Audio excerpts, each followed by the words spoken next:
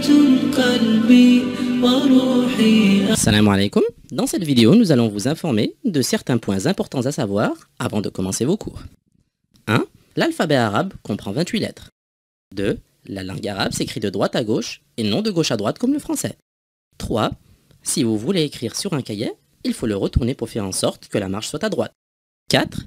Les voyelles sont des petits signes qui se placent en dessous ou au-dessus des lettres, qui permettent de donner un son à chacune de ces lettres. Une fois apprises, elles s'appliquent sur toutes les lettres de la même manière. 5. Chaque lettre a une manière de s'écrire au début, au milieu et à la fin d'un mot. 6. Certaines lettres se ressemblent et ne se distinguent que par leur nombre de points ou la position de ceux-ci.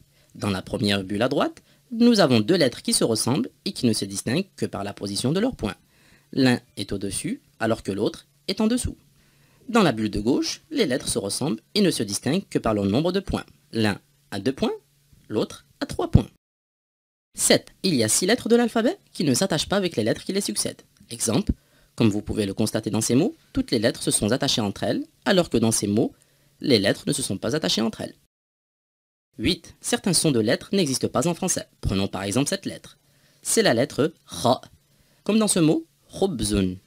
Celle-ci, c'est la lettre Dhal, comme dans ce mot, Dhailun.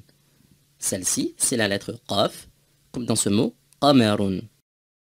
9. Afin de vous appliquer dans l'écriture de chaque lettre, suivez le sens d'écriture indiqué par les dessins de chacune des lettres. Ici, pour écrire cette lettre, on commence à écrire du point 1, qu'on suit jusqu'au point 2, que l'on continue à suivre jusqu'au point 3.